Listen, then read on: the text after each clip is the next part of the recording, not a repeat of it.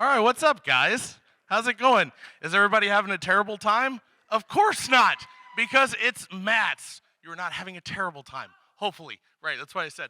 Anyway, so it's Matt's 2024. This year's been a blast. That's awesome. So we run a podcast called Cents Per Mile.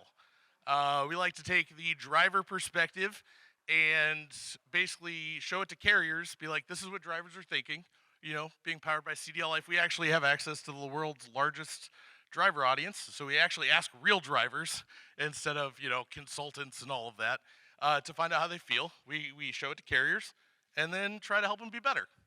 That's a full-time job. Right. Well, we do have day jobs. But with that, they asked us to speak. And instead of taking our normal approach, talking about the normal way we would talk about it, we kind of wanted to go through and explain the situation that everybody is in. And that'll make sense in a bit. But real quick, just to get some stuff out of the way, already talked about that. I turned it off. Cool. This is going to affect your raise negotiations. Right. So anyway, so we're going to introduce each other because for those of you who do know us, who are here, we've told you the same story a million times, and you've probably heard it 1,000 times. And for those of you who don't, it's still important to know who we are for context. So this is Charles Gracey. Charles was a veteran, and then he went to culinary school, and he was like, oh, I want to be a cook. I want to be a famous chef. That didn't work out. So, of course, just like his father before him, he went into trucking, and he drove a truck. Drove a truck for a while, went and flipped to the office side, did some safety stuff, did some operations stuff, and then did some recruiting stuff. And he was like, oh, this is legit. So he started his own third-party recruiting company called Hot Seat Services, and they're doing pretty good. And it's actually funny because when we met outside of a conference, and he was like, oh, hey, how's it going? I'm Charles. I'm like, oh, hey, I'm Paul. What do you do? He's like, I'm a third-party recruiter. I was like, oh, and I used stronger words to say, you're obviously a person of great integrity. But then he explained his story, and his whole concept is to take recruiting and do it in an honest way, which is not something that a lot of people think ever happens. But yeah, so that is Charles. He also parties. And so I'm going to introduce you to Paul Gibson. He's the Vice President of Video Production at CDL Life, but he's also my good friend. Paul and I go back some time, and over the course of knowing Paul, his approach to try to communicate the driver's life cycle in video to help carriers connect with drivers was one of the reasons we first started talking. Everyone has these ads out there, and they all look the same. We'll treat you like family. We'll give you great home time and some stock image of a cab over, not even from this decade. Paul connects the dots and tries to help communicate carriers' culture through video to help them reach the right drivers. So through talking and friends, his integrity, his mission just kind of connected. So it only made sense when we started the podcast that I needed a buffer. I needed HR to get off my back too. So that's Paul. So as far as it goes, let's get going. All right, cool. So we are going to, we've segmented the industry into 3 parts, and we're going to break down the perspective for all 3. First is the driver perspective. So we're going to do a little role play scenario, which would make sense for Charles to be the driver because he's been a driver. But I'm going to be the driver because I haven't even done it, and I can tell how obvious this stuff is. All right, cool. So, Charles, why don't you give me your pitch? You know, Paul, I got a great job for you. You're going to drive one of our trucks, you're going to be in a prestigious industry, and you're going to get to travel the world. The world? All right, maybe the nation. All 50? 48. Yeah, this is not a bridge to Hawaii, man. Anything's possible. On top of that, I'm going to give you top pay. Top pay. Oh, yeah? What's that pay? 50 cents a mile. 50 cents a mile. Yeah, okay. I mean, you're going to make a lot of money, and you're going to get to travel. Well, okay, so 50 cents a mile, right? So are you going to pick my route for me? Well, I'm not going to dictate your route, but I am going to tell you where you need to get fuel.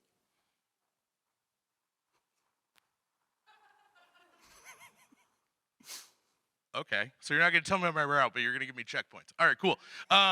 Sweet. So then, all right, are your trucks governed? They're really nice trucks, new. So yes. So since we've established that, can you at least tell me what the speed is? 65 miles an hour on the pedal. All right, cool. You guys are ATA members.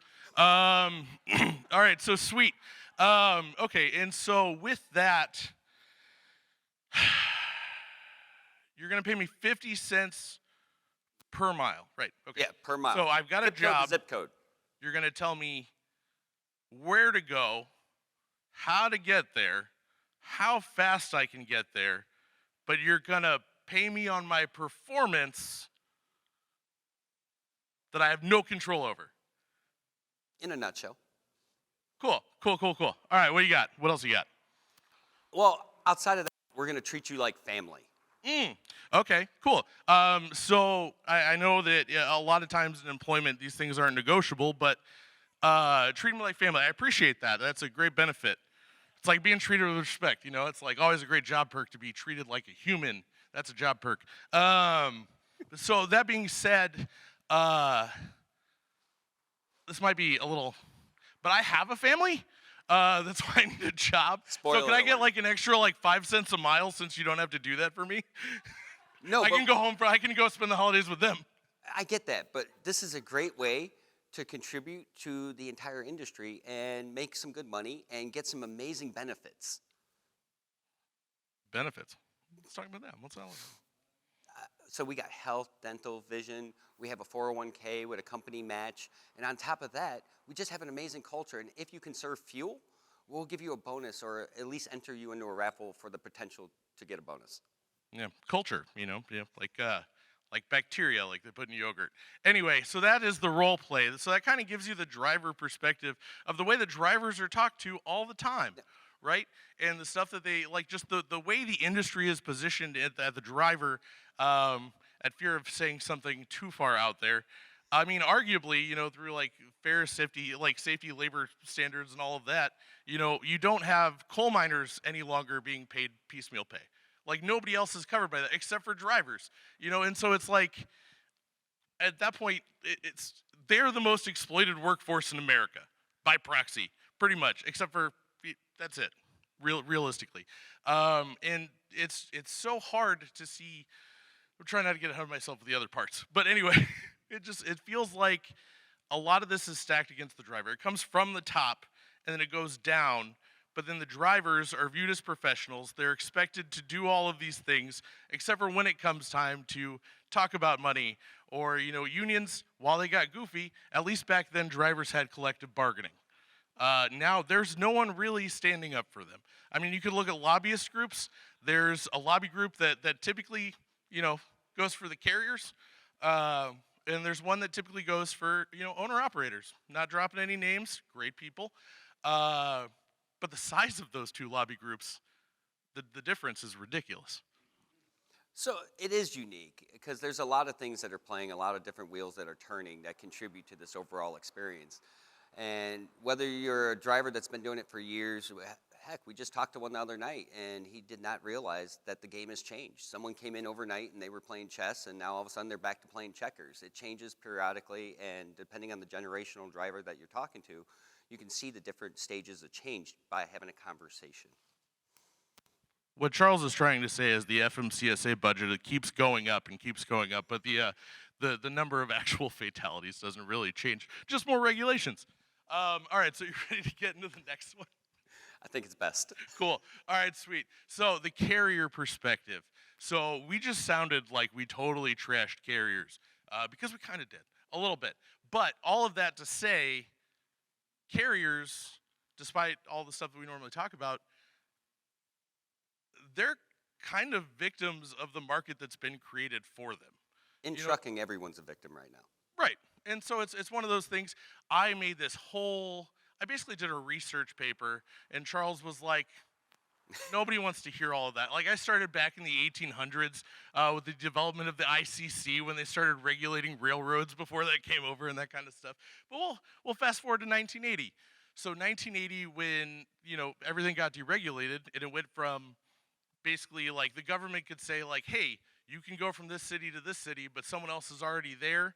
They've already got enough. We don't need anybody to go there. Opens up free market, creates this like ultra competition that just gets ridiculous. Well, there's a lot that went into that. And so at a carrier side, all these changes have been implemented, and then you got insurance companies dictating pace, you got lobbyists dictating pace, and the carriers don't have as much of a voice as a lot of drivers think they do. They try to do what they can with the hand they've been dealt. Yeah, and then I mean at that point, then on top of that, insurance companies. That's a big one. Talking about lobby groups, bigger than all the trucking lobbies is the insurance lobby group, and a lot of choices are made on that, and a lot of carriers, because I mean, trucking is a lot of people look at these companies, they're like, oh, they're making so much money, but at the same time, like overall in business, overall market in general, outside of the industry, trucking is actually really low margin. And then you toss out the fact that, yes, it is terrible that drivers are the only people unwrittenly that are guilty in all traffic situations until proven innocent. At the same time, those insurance deductibles are ridiculous. And when you're already operating, if you're doing well, you're typically operating at like 6% profit margin. And then all of a sudden you have to pay like $1 million deductible. Like, that's a hit, unless you're like huge, which we're not even going to get into that today. But it's pretty insane the stuff that carriers have to look for as a business. So as much as so I have a buddy Sam back here. He came on our podcast, and I was like, oh, let's talk about bureaucracy. I mean safety, but it's important to that. And I think that's something that a lot of people don't really look at. And it's easy to villainize it, but like on the carrier side, there's a lot of struggles with that. Well, and there's even more to it. So carriers are in this unique spot right now where this power shift, almost like the freight index. Right now, carriers have the upper hand because most of them are at capacity. They're looking for these unicorns, top of the line drivers. You're seeing drivers get turned away that have 3 jobs or more in 2 years, which is insane. I just saw a team get turned away. Their records didn't even get ran because they had more than 3 jobs in 2 years. Now, go back 2 years ago, and the team would have been paid top dollar for. So you got that happening. And then carriers have risen their standards, and they're going to be in an interesting position because you can always go up, just like pay, but when you go down, you create this threshold. And when they go to lower it, which some of them will have to remain competitive, that whole gap in the middle, that's a nuclear verdict waiting to happen. So some of them are going to find themselves in a precarious situation in the next year. And then some of them have done it the right way, but it's been painful for them. You got to imagine that these carriers are recruiting these drivers in. Drivers, some of them are still out of touch with the fact that maybe they're not as sought after as they were 2 years ago because of the capacity issues. And with these carriers spending money, these recruiters' salaries, the marketing dollars, that's a lot. That's a big expense for a lot of carriers. They bring these drivers in, or so they think. They have 10 drivers scheduled for Monday orientation, and only 5 show up. They ate that loss. Those plane tickets aren't refundable. Those hotels were reserved. These drivers can help themselves as well by communicating. We're going to get into that a little later on. But the carriers have a lot going against them as well. And everyone thinks it's, this day at the beach if you're a trucking company, and it's not. It's hard work. Both sides have struggles, and that's what we're going to cover today. All right. So now all of this was to build to this moment. All right, the recruiter perspective. So you just put the carrier perspective together with the driver perspective, and they're on 2 completely other sides of each other. And there's this group of people who both sides, one views as an expense and the other views as like the devil and a bunch of liars. But they're the middle people to try to glue these things together. So Charles does that for a living. I'll probably let him do most of the talk about that. Yeah, so when you're talking about 2 different paths going 2 different ways, and you're the group in the middle, you're kind of left with going up a river with no paddle. So these recruiters have to collect information or are given information from ops, people that don't talk to drivers or certainly shouldn't be recruiting drivers in a lot of cases. Definitely notice we didn't give the dispatcher perspective. Yeah, we're good on that, or the brokers. But as far as it goes being a recruiter, these people are given this information. They're in charge of communicating it. And that's a tough spot because depending on your layout as a company and the communication being given to you, it might not be accurate and it might not depict the actual job. I know, spoiler alert. A lot of times recruiters are vilified over this and they're getting that information. They're getting that one-sheeter. So recruiters actually have to go out there and do their own due diligence and figure out what the company actually has that's a win and be able to have those hard conversations about where we don't win. Because listen, you're not going to check all the boxes. No one wins everywhere. But have those conversations. So the recruiters really have a tough job because when the trucks are full, they're not making that much money. And yet someone's asking them to perform miracles. And when the trucks are empty, get butts in the seat. And it's a race to the finish line. We've been doing the same thing. We talk about culture, we talk about pay, we talk about trucks, but no one wants to talk about the things that matter, like communication. And that's the recruiter's sole job. Yep. Yeah. No. It's just. I mean, it's crazy. Because you're trying to play both sides. Because at the same time, like, you have a company that you work for. That company pays you. You obviously want the company to do well because you have a living that you're trying to make, right? But also, you talk to drivers all day.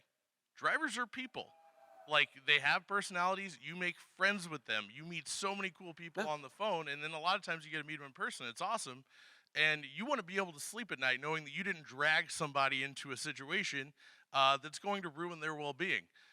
So it's just, I guess really the whole thing is just, like, give recruiters a break. But we are going to now put it all together and figure out what we can do as an industry to put in lines of the show always comes down to two themes. It's either relationships or communication, which are both very similar. And how we can build the communication, the relationships between those three perspectives to help everybody have a better time and be more successful. So when we're putting it all together, I mean, like Paul said, communication. To have a relationship, you have to be able to talk about it. And that means the good and the bad. So the number one thing everyone can do if you're a carrier is make sure all your departments are having those conversations and spending a day in each other's life, because the safety departments, the recruiting departments, the sales department, and certainly your dispatchers and ops need to know what it's like. One of the best things that I've ever implemented at a carrier is showing the cost. You want to get into people's heads, talk money. We're all here for money at some point. So when we're talking the money and the cost, show what an honest cost per hire is and make sure your ops people know that. That way they understand that, hey, the company can do better, have better margins, and that gives everyone more of what they want down the line. But this is what it costs me when you don't actually coach that driver. Instead of just assuming it's a bad driver, maybe spend a moment to find out what they're doing wrong and coach them, which is something that's lost its touch in this life. A lot of people are just, bad driver, find me the next one. There's only so many drivers. Spend time coaching them. And the drivers come in, and one of the most unique moments I had was when I first got out of the truck and moved into the office. I sat in an orientation, and I was doing my orientation, and part of that was sitting through it. And I'm hearing this driver say, I'm going to break in my dispatcher. All right, I'm like, all right, I've heard this before. I've been a driver. And then I walk into the dispatch office, and I see this dispatcher that's about to be this driver's person that controls their pay and destiny in that company. I got to break in this driver. And I'm like, well, this seems dumb. You're both coming into this button heads. But what if someone was humble enough to come into it and form a relationship? Get to know what drives that driver. Why are they showing up to work today? What's important to them? And then, hey, I'm the driver. What if I got to know my dispatcher, since this person does control my pay and I'm paid cents per mile? Let's talk. And sometimes, if you do that, you're going to form a relationship and it's going to be beneficial for the entire company. So those two things are indicative of success, and they all start with talking. Yeah, and I mean, and it's one of those things too, and there's inevitable things that you can't really beat. So one thing that I always talk about all the time, and I always rant about, and I'm saying it here, I'll probably never say it on the podcast, or to too many people. But like even my Twitter handle is pay your drivers, right? But it was interesting, because obviously I think drivers should be paid more. Like, you should be paid for everything. You should be, I mean, like, you would pay a security guard at minimum wage to watch a $1 million load hanging out on a parking lot overnight, like parked in a shady area. Like, why does the driver not get paid for their 10 when they're responsible for the well-being of that load? That's silly to me, and should be to everybody. But at the same time, a good example is I actually talked to an owner of a medium-sized company, and I was like, hey, man, you spend this much money on marketing a month. Like, why not just pay your drivers to help with retention? And he made the point that to pay all of his drivers a penny more per mile, he would end up spending dramatically more than what he's spending on advertising and dealing with the turnover. And it's like, also, he's like, 1 cent isn't going to make a difference for me. I'm going to need to raise that at least 25. And while that sucks, that's indicative of the industry that we've created over the past few decades.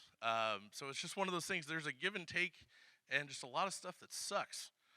So And some people think that they have the solution. You hear a lot of drivers talk about, hey, a salary or a set daily pay. Carriers have tried this. This was an insane experiment that I was firsthand witness to. One of my clients tried to implement a salary per week, and I thought it was a pretty competitive salary for a company driver. It was $1,700 a week, guaranteed. As long as you worked 5 days, this is what you got. So it was our company's job to communicate this offer. So we're giving it out to the drivers, and I kept hearing, well, that just means they're going to work me like a government mule. I don't trust that. Where's the cents per mile? So here's this party that everyone was trying to accommodate. Our audience in this offer was the drivers. Here's your pay. Communicating that and it not being received the way that people expected. There's a communication breakdown between drivers and companies. People think they know what they want, and they're forming all these meetings, and trust me, trucking has a lot of meetings. so many meetings. It's death by meetings. And then there's meetings to recap the meetings. But they spent all this time designing this, and it epically failed, and they reverted back to cents per mile. Now, there's drivers out here that are like, well, that's insane. Talk to your other drivers. See what they're being offered. You'll find out that these options are being presented and tested. They're just falling flat on their face because the communication's not happening. The trust is broken between drivers and carriers, and that needs to be fixed before we can make any progress as an industry. Well, and not just that, the community as a whole is kind of broken too. Like, my favorite thing is when I talk to these people, that have been driving forever, and they're like, oh yeah, we used to get together. If you saw someone broke down the side of the road, you'd go help them. Like, people would talk, CB radios, that's awesome. You make a friend for a couple 100 miles, right?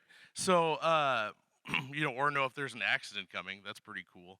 But at the same time, especially with social media and people relying on that, you don't have to find a community on the road because you have a community on your phone. But in doing that, there's no real community being built, which is why, you could pretty much get two drivers together and then ask them what color the sky is, and they're probably going to fight about it. It's like there's a lot of, just people that aren't really coming together and unifying. And I think the most important thing you could do is talk to people who are in your industry, talk to people around you, whether you're a driver, it's another driver, or a dispatcher. If you're a dispatcher or a recruiter, go get in a truck. Not just get in one, go ride in one for 48 hours. You could seriously, it's like I use the swimming analogy. You could read books about swimming. You could watch videos on how to swim. But if I throw you in the deep end and you've never been there before, you're going to have a bad time. So you can know everything about trucking. But the second you get in that truck, probably 2 hours in, you're going to be like, oh my God, this is not what I thought it was.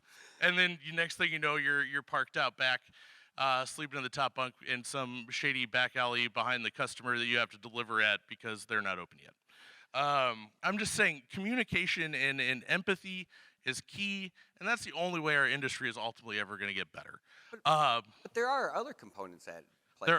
Yeah. If you look, the communities have changed. So I grew up in trucking. I used to ride with my dad. We'd be driving down the road, and as a kid, it annoyed me. Every time a driver would be broken down, he'd pull over and offer help. That doesn't happen no more. they keep going. You got to hope they don't run you over. They very rarely even move over. And it's a law. And then drivers have formed a community to trauma bond. Right. But then you also have other situations like recruiters. So many people are focused on call time. Or Screw how your call many time. calls. Make friends. Because that's who they want to work for. They want to work for people they know that actually care. So recruiting's actually switching that up a little bit. You're starting to see that. So when I entered recruiting, it was make 120 plus calls a day. Didn't matter if you got anything but a voicemail. You were just dialing for donuts.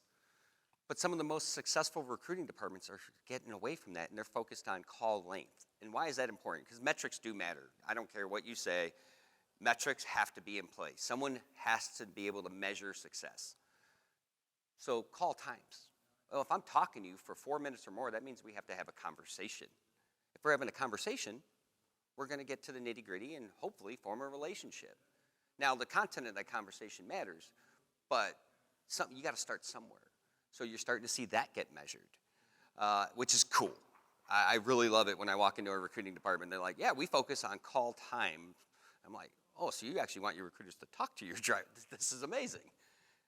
You're also seeing some recruiting departments get away from paying bonuses per hire, which is really impressive. That means, one, you got to pay your recruiters a good amount of money just to show up, because it's like asking someone out to a high school dance. They get told no more than they're ever told yes.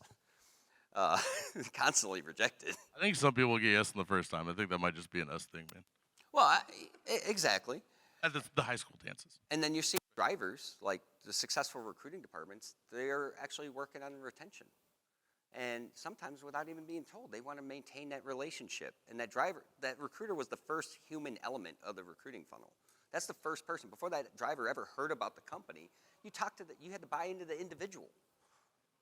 And then you heard about the company. If that individual did not do their job well, are you going to continue to have that conversation? I've hung up on recruiters. I used to mess with them. I'd call them just to say, hey, what's your guaranteed pay that I'm going to make more? And then laugh as I'm driving down the road. This stuff, it has to get better. We as an industry have to be better. Also, stop saying the same stuff. If we've been friends for more than 5 minutes, you've heard all three of these things. And I think I even said one of them earlier. You know, like, stop saying, like, we're going to treat you with respect. That's not a job perk. They're people. Secondly, like, stop saying you're a name, not a truck number, because 9 times out of 10, companies, when you call in, yes, you're a name, not a number, but your truck has one, and that's how we're going to refer to you for the majority of your tenure. Own that. And then lastly, you know, the family thing. We talked about that earlier. Like, sure, that's a great way to have culture, but at the same time, if you're recruiting somebody, if you're employing a driver, their goal is to improve their lives.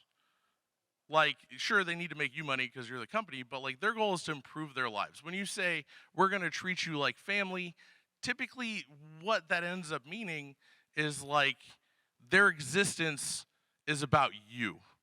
You know, but also you'll go say that drivers are the backbone of the industry. They're the lifeblood of America. Also, we're like family. No, they're the hero. Let them be that, especially if you're not going to pay them better, right? At least give them that. So we also are going to go over some tips and tricks on how to navigate these relationships, but I figure we end up actually covering a lot of them. We did. During that. So. But there's one important one. Okay. I'm listening. And we've said it. They're people. You're dealing with real people that have expectations, they have families, and they depend on us to do this right. The drivers depend on you to communicate the offer. The recruiters and companies are depending on you to ask the right questions. Be your own advocate. If you're a driver and you're in this audience, you need to ask questions. And don't be scared of the answers. And if you don't like the job, don't say do it. You're coming and then not show up. We actually had a great conversation. One of our dear friends had their driver in attendance at Matt's, and we were talking about this very thing. And the gentleman's like, well, if I don't like the job, I'll just bounce to a new job. And I'm like, you get 3 times. He's like, I get as many as I want. I have clean driving record. I'm like, they'll never run it. It doesn't matter. You think it matters. It doesn't. Your MVR won't even get looked at. 3 jobs in 2 years is the standard in most carriers in this market. And it's, you know, traumatizing as that might sound, drivers need to be their own advocate right now. The best advice I can give you is to look at yourself and your expectations and find a carrier that matches those. Do your due diligence. Go on Google, You're already on Twitter, hit Google, check out the reviews. Talk to other drivers. I know, foreign concept, communication. Talk to other drivers and ask. Go into your forums, do your research, ask around. Be your own advocate. No one else is going to look out for you better than yourself. And if you're a carrier, be prepared to have those tough conversations. One of our best friends gave the best saying ever, and we use it all the time, but don't be scared to look at your baby and say it's ugly. You're not going to win everywhere. You might win here, and that's great. Let's talk about it. But let's identify where you don't win and have those conversations, because if you can get those out on the forefront, now you're recruiting with intent of retention. Now you're helping the drivers actually be part of your organization. Have those conversations about your culture. What do you guys stand behind? Those things matter. Pay, trucks. You got new trucks. New to who? Everyone has new trucks. Maintenance per mile is in play. It's not a perk anymore. People think it is, and they look great on the photos, especially if you're not using European photo stock. Refrigerators, microwaves, and an APU does not necessarily necessitate great equipment, by the way. These things matter, and you have to be honest with yourself and do an inventory of your offer and where you actually win and where you don't, and connect those dots. The best way to make a relationship is to solve a problem. Identify that driver's problems and connect the dots to where you can solve them. And if you can't, don't be scared to say this isn't a good relationship. Let's move on. You're doing yourself and them a favor because they have livelihoods and families that depend on this. And the other thing, too, is, I guess, so having made a lot of videos for trucking companies, that's what I did for years. The trucking companies, because of what they do by proxy, you know, you might have different types of loads that you haul, different types of freight. But ultimately, trucking companies basically all essentially do, in essence, pretty similar, pretty much the same thing in some form or fashion. So, you know, the thing is, too, is it is important to put out what makes you different.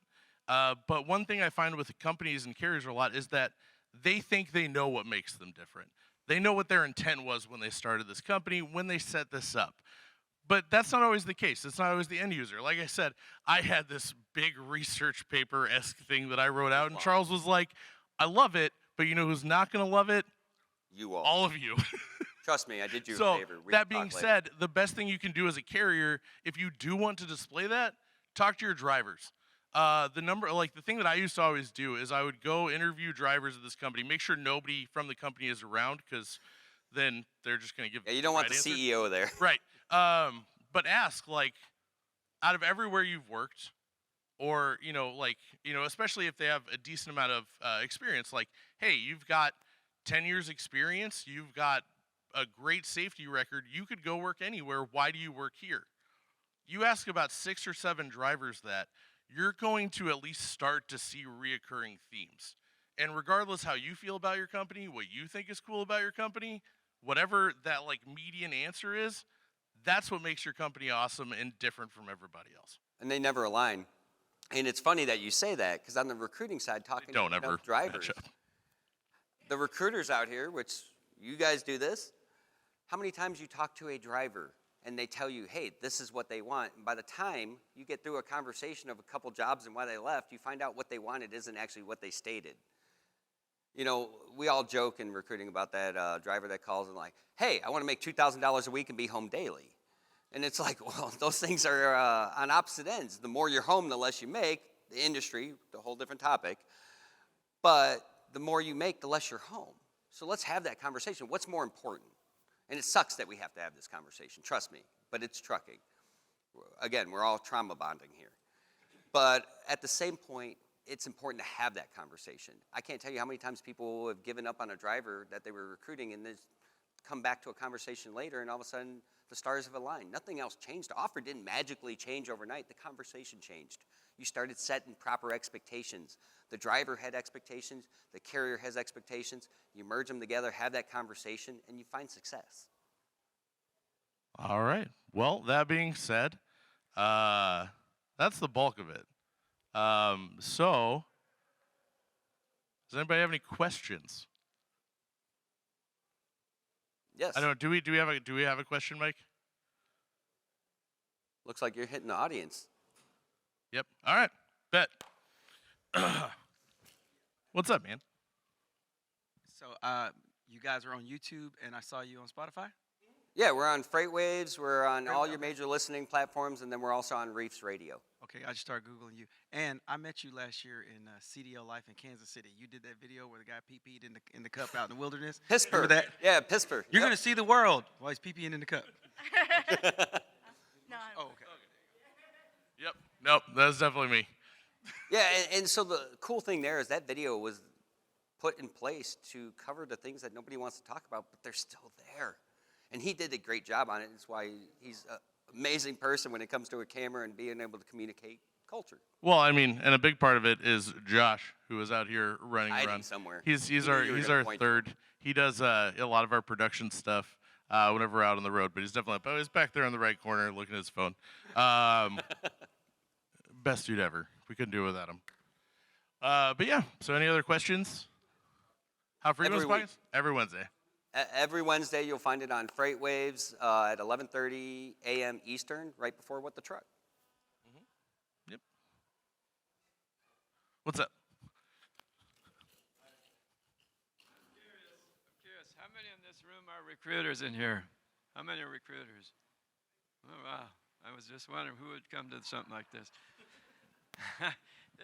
This is beautiful. This is easing my mind, brother. Preach it. This is great stuff. You gotta get this word out, what you're talking about. Oh, we do every week, Yeah, I'd and never every heard time all I this. post on LinkedIn and every funny video he This is makes, a- that's exactly this is what we a fresh do. breeze in my mind right now. I'm trying to find a good company at the moment. I'm a driver, but I haven't driven for a while because of some health things with my wife and different things. So this is encouraging. I appreciate what you guys are doing here. What I would say, anybody that's recruiting, don't put off the driver. I mean, get back to him quick. I've just discovered something the last 3 or 4 weeks here. I've checked about 10 companies to give you an idea, and about maybe a couple of them get back to you very soon. Some say they take like, I don't know if this is the standard or what, but it seems like they take like 2 or 3 weeks to get you all figured out. Yeah. I'm seeing that. So what I would just say, get on top of it quick. That's what I would encourage you to do. So you asked an interesting question. How many people in here either recruited or are recruiters? Yeah. Number one advice for recruiters is to shut up and listen. Let them talk. Yeah, amen. This is great stuff. I got to check you out. Appreciate it. Thank you. Thanks, man. I knew this was coming. Oh. I kind of like doing it this way, walking around. Not that I've been that's it. walking for 3 whole days. So I know you asked if there were any recruiters here, and for those who don't know me, my name is Danica. I work for a tanker carrier. We produce and supply cryogenics. I love both Charles and Paul. I met them at a conference. If you haven't checked out their videos, I know you mentioned the Pittsburgh trucking. I think they have them on I think it's on Vimeo. Y'all still have like because Willie. The whole collection, Yeah, yep. yeah. They have a collection, and they're pretty funny. So, but if you haven't, checked them out, I encourage you to do so because you can get a good laugh. But no, I started in trucking when I was 18, and I kind of grew up with it. So I hold it very close to my heart because I was kind of like a baby, really, in the industry, and so.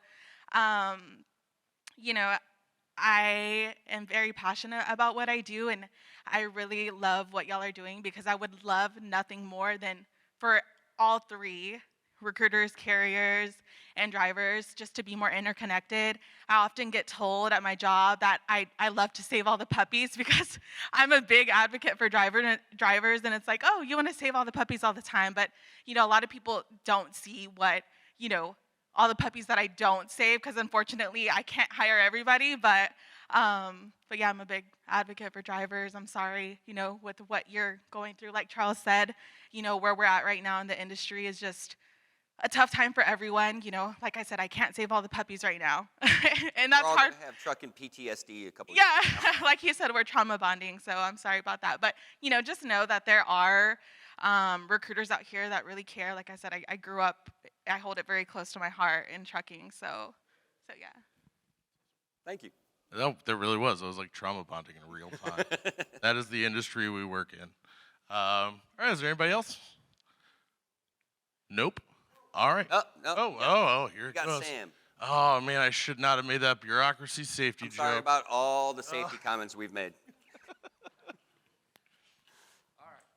This isn't safety, but I work in a safety department, and I work closely with the recruiting department. And so one of the things that my recruiter always asks me is this like, we'll bring a guy in, is this a red flag or whatever? So in your opinion, because getting a second opinion here now, as a recruiter, what's a red flag for a driver? What's a red flag for a carrier? And what would be a good red flag for the third one, not the recruiter. So if you're a carrier, what would be a red flag for that a driver comes in? What's a red flag for him? If you're a driver, what's a red flag that he sees in a carrier that he should Well, avoid? certainly not job history. I think this is the most ridiculous standard I've ever seen put in play Facts. because the industry has created the job hopping by doing this thing where drivers have to move to another carrier to get a pay raise. It's absurd. We're gonna go ahead and disqualify you by your number of jobs, but we've normalized 120% turnover. Those don't go together. Yeah, so that's absurd, and I know a lot of carriers are doing it because of insurance, and I think they need to start standing up to the insurance companies and saying, you want my business, then you need to make these realistic, because this is absurd. But if I'm a carrier and I'm looking at a red flag, I'm looking at a driver that went out there and drivers aren't going to like this, but equipment violations, you know, a lot of them pick that stuff. Drivers don't have a say in that. Now, if it's an owner-operator, I'm going to look at that. But if it's company driver, chances are they tried to down that truck and then someone took away their miles. I'm going to look at the ones that have consistent speeding. I'm going to look at the ones like I had my CDL. I did it for several years. Never got a speeding ticket because that CDL was my lifeline. That's how I made my money. So I didn't care what John Doe in the dispatch office said, get there just in time. Sorry, you should have booked this stuff better.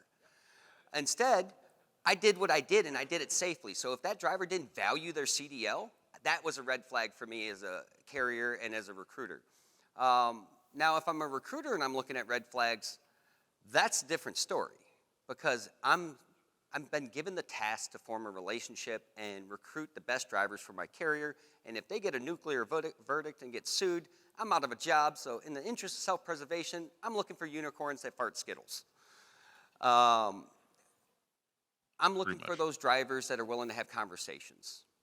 If I see a driver that no-showed orientation, I don't want to talk to you. If you can't have a conversation as an adult, rather than just not showing up, then I got nothing for you. I think that's my biggest red flag personally, and I preach it to my recruiting department. Like Christine's here she's my right hand, and we see it all the time. If you can no-show, why should I have to track you down on Monday? You tell me you couldn't send a text, a carrier pigeon, an email, a smoke signal, nothing? And then I'm going to give you a second, third, fourth chance? That's absurd. Like, carriers, do better. Like, you don't want these individuals. And drivers, we're adults. Have a conversation. You guys voice your opinions all day long. Why not call the carrier and say, hey, I found a better offer? It's not hard. There's a couple people in this room that were drivers that tried their hand in recruiting, and they had a very abrupt, life-altering experience. So carriers and drivers suffer from a lot of the same pain points, and again, it comes down to communication. All right. Well, that hits our time. We have 1 minute left. So that being said, I guess. If you want to talk to us, this is Charles Gracey. He runs Hot Seat Services. I am going to put emails up on the thing. And I work for CDL Life. We have the world's largest driver community. Try to build some connections there and provide that. And we help carriers. And also, we party. And you can go to our website, centspermilepodcast.com. If you go under the contact us section, you can actually submit to be a guest or pick a topic if there's something you want to hear us talk about or you want to come on and talk about something. And we check those emails. So, yeah, if you want to reach out, just reach out. You can reach out to the website. There's our emails if you want to take a picture. And thank you. Thank you for all you do. Yeah, I mean, the whole thing, and the cool part about, like, we're not just speakers. We run a podcast.